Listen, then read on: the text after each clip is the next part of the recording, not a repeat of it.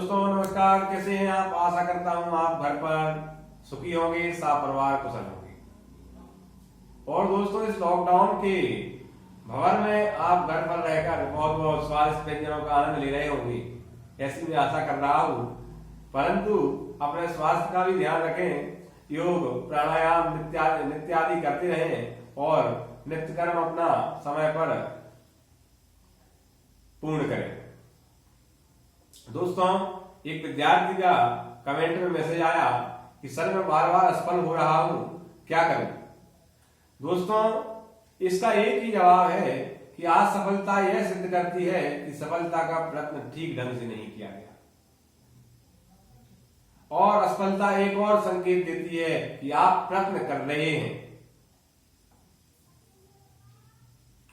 बस उस प्रयत्न को, उस जो प्रयत्न बेहतर प्रयत्न कर रहे हैं, उस बेहतर प्रयत्न को बेहतरीन प्रयत्न में बदल दीजिए। दोस्तों आलस त्याग दीजिए। मैं देख रहा हूं इस लॉकडाउन में आज की युवा पीढ़ी आलस से ग्रसित होती जा रही है। संस्कृत में एक श्लोक है, अलसस्य कुतो विद्या, अविद्यस्य कुतो धनम, अधनस्य कुतो मित्रम, अमित्रस्य कुतो सुखम। आलसी को कभी विद्या प्राप्त नहीं हो सकती, और विद्याहीन को कभी धन प्राप्त नहीं हो सकता, और धनहीन को मित्र प्राप्त नहीं हो सकता, और बिना मित्र के सुख प्राप्त नहीं हो सकता। आलस्य त्याग दीजिए और लॉकडाउन में समय का दुरुपयोग नहीं सदुपयोग कीजिए। इसलिए मैं आपके बीच उपस्थित हुआ हूं, आपके तथ्यों को मजबूत करने के लिए, आपकी तैयारी को सुदृढ़ करने के लिए। दोस्तों आज के विषय पर रुख करते हैं। आज का विषय हमारा संविधान एवं संविधानवाद है। संविधान के बारे में हम पिछली कक्षाओं में चर्चा कर चुके हैं। आज संविधानवाद के बारे में चर्चा करेंगे। दोस्तों संविधान को अगर हम दो रूपों में बांटे तो एक लोकतांत्रिक संविधान और एक अलोकतांत्रिक संविधान। आप जानते हैं कि आप भारत जैसे एक लोकतांत्रिक देश में निवास कर रहे हैं। यहाँ आपकी स्वतंत्रता, गरिमा सबका ध्यान रखा जाता है, आपको बोलने की आजादी दी जाती है। और अलोकतांत्रिक संविधान में आप देख सकते हैं आए दिन चर्चाओं में रहते हैं वो देश जहां अलोकतांत्रिक संविधान है, वहां व्यक्ति के नागरिक अधिकारों की कोई सुरक्षा नहीं है। तो आज इसी विषय में अलोकतांत्रिक को लोकतांत्रिक क्यों बताने लगे हैं सर, आप सोच रहे होंगे। इसी से रिलेट करके मैं आपको संविधानवाद पर बताता हूं। दोस्तों संविधानवाद से आशा यह है कि आपकी किसी भी देश में उसके संविधान पर कितनी आस्था है, कितनी श्रद्धा है, आपका कितना विश्वास है।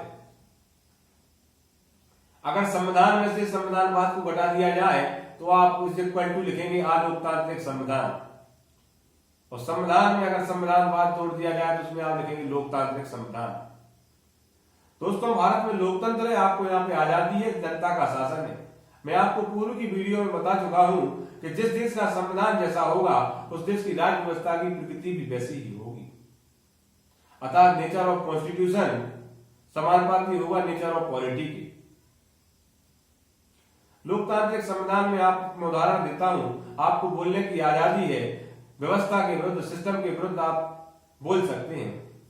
उदाहरण के लिए हाल ही के समय आपने शाहीन बाग का नजारा देखा हो। आप शांतिपूर्वक निरायुध शांतिपूर्वक तरीके से आप धरना प्रदर्शन कर सकते हैं। ये आपकी बोलने की आजादी है, आपकी स्वतंत्रता है। लेकिन अलोकतांत्रिक जैसे अलोकतांत्रिक संविधान वाले देशों में आप ऐसा नहीं कर सकते।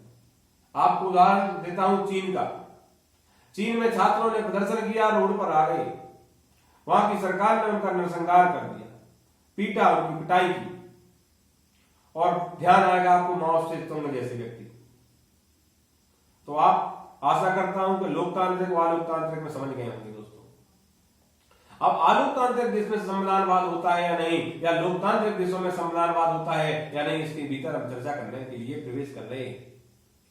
दोस्तों अलोकतांत्रिक संविधान में या किसी भी अलोकतांत्रिक और लोकतांत्रिक को छोड़िए, कोई भी किसी भी देश का संविधान है, वहां पर अगर लोकतंत्र नहीं है तो आप कह सकते हैं कि संविधानवाद नहीं है। किसी भी देश के संविधान में अगर रूल ऑफ लॉ नहीं है तो आप कह सकते हो वहां पर संविधान नहीं है। दोस्तों रूल ऑफ लॉ की संकल्पना एक अपने आप में व्यापक संकल्पना है। मैं उसके लिए एक वीडियो अवश्य लाऊंगा। अभी का आप इतना समझ लीजिए कि रूल ऑफ लॉ का अर्थ है कायदे कानून से काम हो रहा है कि नहीं। कोई भी व्यक्ति कानून से ऊपर नहीं है, एक रूल ऑफ लॉ का अर्थ है। दोस्तों, किसी भी देश में राइट टू फ्रीडम है, आपको वाक और अभिव्यक्ति की स्वतंत्रता है या नहीं है। अगर नहीं है तो वहां पर संविधानवाद नहीं है। 3 चीजें मैं बता चुका हूं। अगर डेमोक्रेसी नहीं है किसी भी संविधान में तो वहां पर संविधानवाद नहीं है। रूल ऑफ लॉ की संकल्पना नहीं है तो वहां पर संविधानवाद नहीं है। किसी भी देश में अगर बोलने की अभिव्यक्ति की स्वतंत्रता नहीं है तो वहां संविधानवाद नहीं है। किसी भी देश में अगर कमिटेड जुडिशरी है तो वहां पर संविधानवाद नहीं है। कमिटेड का अर्थ यहां पर निष्पक्ष नहीं है। अगर जुडिशरी निष्पक्ष नहीं है तो वहां पर संविधानवाद नहीं है। दोस्तों, न्यायपालिका को स्वतंत्र होना चाहिए। अगर किसी भी देश में कमिटेड ब्यूरोक्रेसी है तो वहां पर संविधानवाद नहीं है, क्योंकि अगर नौकरशाही कमिटेड होगी तो जिसकी सरकार होगी प्रशासन भी उसी की तरफ चला जाएगा, तो क्या न्याय निर्णय हो पाएगा? नहीं हो पाएगा दोस्तों। और इसके बाद एक ओपन सोसाइटी, अगर संविधान ओपन सोसाइटी को बढ़ावा नहीं देता है तो वहां पर संविधानवाद नहीं है। जेंडर जस्टिस, अगर किसी भी संविधान में जेंडर जस्टिस नहीं है, लिंग के प्रति न्याय नहीं है तो वहां पर संविधानवाद नहीं है। अब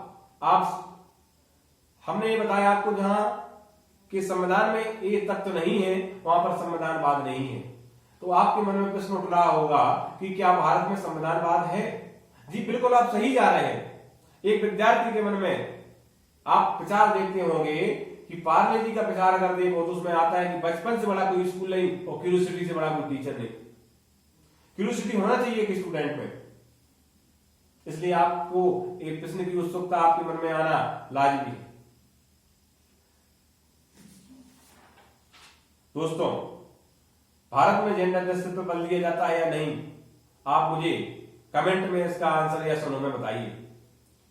अर्थात संविधानवाद का निहितार्थ इन्हीं बिंदुओं में है, आप ये कह सकते हो। कौन कौन से बिंदु हैं वो?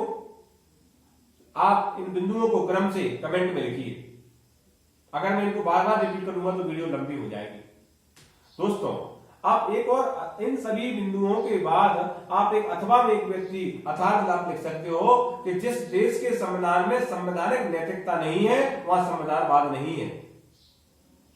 नैतिकता से आशा यहां पे है क्या शुभ है क्या अशुभ है, क्या सही है क्या गलत है। अगर इस बात में अगर आप वो कर ले जाते हैं संबंध, आप इस बारे में जानते हैं तो आप समझ सकते हैं कि क्या है। तो जिस देश में संवैधानिक नैतिकता नहीं है वहां संविधानवाद नहीं है। क्या भारत में संविधानवाद है? अब इस चीज पे चर्चा करते हैं। जी, भारत में लोकतंत्र है तो संविधानवाद है। भारत में रूल ऑफ लॉ है तो संविधानवाद है। भारत में बोलने और व्यक्ति की स्वतंत्रता है तो संविधानवाद है। भारत में जेंडर जस्टिस है, बिल्कुल है। महिलाओं को पंचायतों में आरक्षण में स्थान दिया गया है। ओपन सोसाइटी एक प्रमुख तत्व संविधान में है, अर्थात भारत में संविधानवाद है। संविधानवाद क्या करेगा? सरकार को मनमाने ढंग से काम करने से रोकेगा। यहां पर सरकार की मनमानी नहीं चलेगी, व्यक्ति के अधिकारों का ध्यान रखा जाएगा।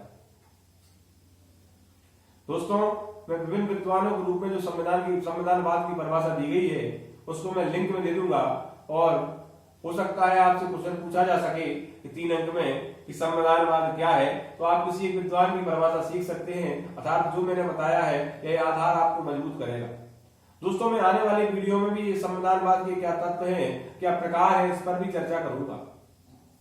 अभी संविधान की बेसिक जो संविधान के बारे में बेसिक नॉलेज होना चाहिए उस पर मैं धीरे धीरे वीडियो कर रहा हूं। अभी 4 से 5 वीडियो और आएंगी जो आपकी संविधान की समझ को विकसित करेंगी।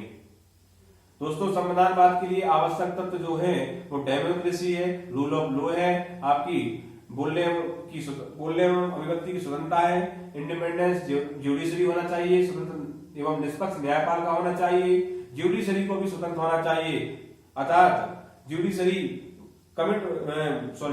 ज्यूडिशरी ब्यूरोक्रेसी कमिटेड नहीं होनी चाहिए, और ओपन सोसाइटी। अब आप कहेंगे सर आर्टिकल 361 के तहत कहीं कहीं अपवाद है, तो दोस्तों हम यहाँ अपवाद की चर्चा नहीं कर रहे हैं। समृद्ध लोकतंत्र क्या होगा जिस देश में, अब देखिए भारत में भी संविधानवाद है और ब्रिटेन में आलिखित संविधानवाद होते हुए भी संविधानवाद है, वहां पे संविधानवाद की जड़ें बहुत मजबूती से जमी हुई है। दोस्तों अब डिग्री पर निर्भर करेगा कि किस देश में संविधानवाद की डिग्री कितनी अधिक है, कितनी उसकी पराकाष्ठा है, उस आधार पर न्याय निर्णय किया जाएगा कि संविधानवाद जहां पर अधिक होगा, संवैधानिक नैतिकता जहां पर अधिक होगी, उस देश का लोकतंत्र भी अधिक समृद्ध लोकतंत्र होगा। आशा करता हूं आप संविधानवाद को समझ चुके होंगे। आगे आने वाली वीडियो में भी हम संविधानवाद पर चर्चा करेंगे और संविधानवाद के लिए पृथक लेक्चर बनाएंगे। दोस्तों अगर वीडियो पसंद आई हो तो लाइक, शेयर, सब्सक्राइब जरूर करें और कमेंट जरूर करें, और इसी के साथ मैं विदाई लेता हूं। जय हिंद, जय भारत दोस्तों।